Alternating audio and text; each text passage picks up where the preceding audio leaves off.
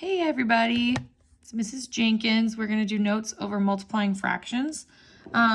So make sure that you have a piece of paper for your notes, and then we'll get started here. So first of all, when we're multiplying fractions, there's, we're going to start with two different ways for multiplying fractions. I'm going to tell y'all right now, multiplying and dividing is a lot easier than adding and subtracting. So I feel like you guys are really going to like this, but we'll find out. So first of all, we're going to multiply fractions by whole numbers.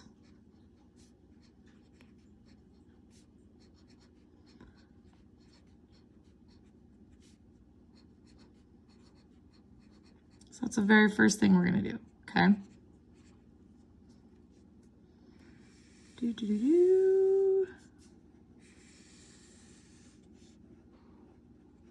Okay, you don't have to make it look exactly like mine. I'm just being fancy with it because why not, right? Okay, anyway, so step number one when you're multiplying fractions by whole numbers, okay? So that's when you have a whole number is like when you have 1/4 times, let's say 5. Okay, this is your whole number, right? That's not a fraction. This is a fraction though. Okay, so we're going to figure out what we need to do in order to multiply these two numbers together. Okay, step number one is you're going to rewrite the whole number as a fraction. So rewrite the whole number as a fraction. Okay. Now, when we have a whole number like this, okay, you're always going to change it into a fraction by putting it over 1. That's all you're going to do, okay? So when we rewrite our whole number, we're going to put our whole number over 1. Okay, so no matter what the number would have been, if it would have been 25, if it would have been 45, 100, it doesn't matter. You always put it over 1, okay? So we've done step number one. We're going to go ahead and move on to step number 2, which is literally just to multiply across. No butterfly method, no anything like that. We literally just have to multiply across, okay? So we've got now 1/4 times 5 over 1, pretty much, okay? Now, I know this is an improper fraction, but don't worry about that right now, okay? So basically what we're saying is 1 times 5 on top over 4 times 1 on the bottom, okay? Which 5 times 1, 5, 4 times 1, 4, okay? This is where we have to worry about our improper fraction now, okay? So step number 3 is to simplify. Whether that means to change it from a mixed number into an improper fraction into a mixed number, or just simplify, okay? So step 3 is simplify. Okay, so we've got 5/4. If you remember, which hopefully you do, okay, when I have an improper fraction like this, I need to change it into a mixed number by taking away one whole, which in this case is 4 over 4, until I can't anymore. Okay, so 5 minus 4 is 1, and then I keep my 4 the same. Okay, I only took away one whole, so my answer is going to be 1 and 1/4. That's my total, okay? So, again, hopefully you're like, wow, this is a lot easier, Mrs. Jenkins, because I sure think it is. Okay, let's try another one. Let me get a different color here, because again, why not? Miss Jenkins is being extra today. Being very Miss Mia right now. Okay, anyway, let's try 1/6 times 24, okay? So I put a 1 here because this is step number 1. I'm not going to rewrite them because that's silly. Okay, so basically I just have to change my whole number to be a fraction, which we're just going to put it over 1. So we have 1/6 times 24 over 1. Okay, so step 1, done. Let's do step number 2. So now I've just got to multiply across. So I have, again, 1/6 times 24 over 1. Which is basically like saying 1 times 24 on the top, my numerators, over 6 times 1 as my denominators, okay? Easy peasy. 1 times 24, 24. 6 times 1, 6. Okay, pause for just a second. Step 3 is to simplify, right?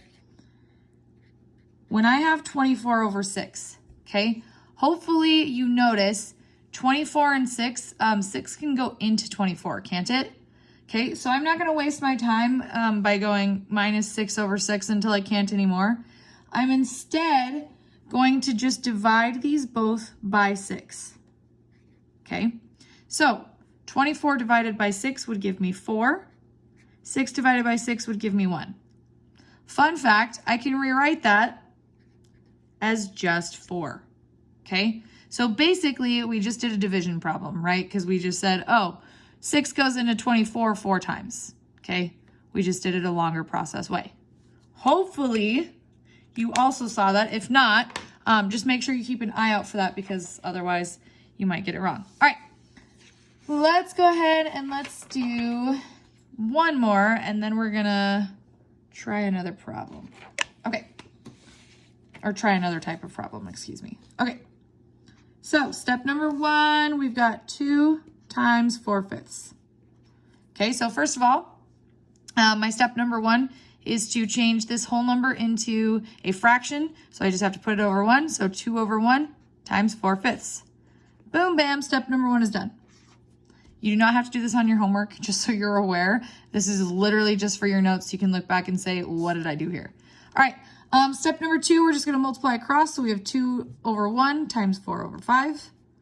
Okay, so we're just basically saying 2 times 4 on top, 1 times 5 on the bottom. What is 2 times 4? It's 8. What is 1 times 5? It's 5. Okay, again, improper fraction. Okay, so I'm gonna have minus 5 over 5 till I can't anymore. 8 minus 5 is gonna give me 3. Don't change my 5. I only minused 1 time. I have 1 3/5. Okay, and I combined step 1 or step 2 and 3 together, so that was also simplification. All right, let's try another one. Okay, so we have, oh, I'm dropping things over here. We did multiplying fractions by whole numbers. We're gonna go ahead and we're going to do multiplying fractions by fractions, okay? The nice thing about fraction by fraction is there's only 2 steps. Fraction by fraction.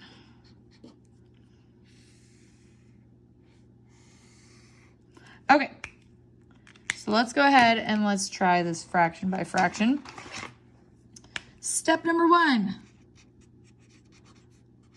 You are going to multiply across. So we're basically just skipping the step where we have to change the whole number into a fraction because these are already in fraction form, both of them. So let's say we had 3/5 times 1/2. Okay, I literally just have to multiply across. So that's like saying 3 times 1, my numerators, 5 times 2, my denominators. Okay, so we've got 3 over 10. Okay, can I simplify that? No, I sure can't because step 2 is to simplify. And if it's already simplified, you don't even have to do this step because basically it's already simplified. Okay, so just know that if it's already simplified, don't stress yourself out about it. Okay, let's try another one. 3/4 times 2/3. Okay, so again, we're just multiplying across. 3 times 2 is on top. My denominators are 4 and 3. Now I just have to multiply. 3 times 2 is 6. 4 times 3 is 12. Step number 2, I need to simplify 6 over 12. Okay, what goes into 6 and 12? Hopefully you said 6. You'd be correct. Okay, 6 goes into 6 1 time. 6 goes into 12 2 times. Boom, bam, simplified. I'm done. Okay, easy peasy so far. Okay, last one. Step 1, I've got 2/5 times 3/4. Okay, multiply across. My numerators are 2 and 3. My denominators are 5 and 4. 2 times 3 is 6. 5 times 4 is 20. I have 6 over 20. I know that 2 can go into both of those, so I need to do step number 2, which is to simplify. So I'm going to go ahead and do 2 over 2. 2 goes into 6 3 times. 2 goes into 20 10 times. I cannot simplify 3 over 10, so that is it. All right. Hopefully you're feeling a 4 about this. If not, okay, come talk to Miss Jenkins, but otherwise you are free to move on to your homework. You can find them on Google Classroom if you'd like to do them on there. Only do the ones that are labeled with the little blue dot on it. Not all of them are, so just know that. Reminder that they're 2 homework sheets, so hopefully you see both of them on Google Classroom. If not, please let me know. Otherwise, you can tear these pages out of your book. Or if you're in 8th period and don't have a book, you can get it from Miss Jenkins as well. I have copies. But in your book, it's going to be page 729 is the first homework page. And page 743, okay? On 729, you're gonna go ahead and do problem number, let's see here, 1 through 6 and 11 for page 729. For page 743, you're gonna go ahead and do 1 through 6, and that's it. Okay? So again, if you don't want to do these on the computer, do it out of your book. It's just whatever way you guys prefer to do it. Last thing, if you come show Mrs. Jenkins these notes, and you have all of the notes and the word, let's see, what color should I use? Red. If you also have the word on there, pumpernickel,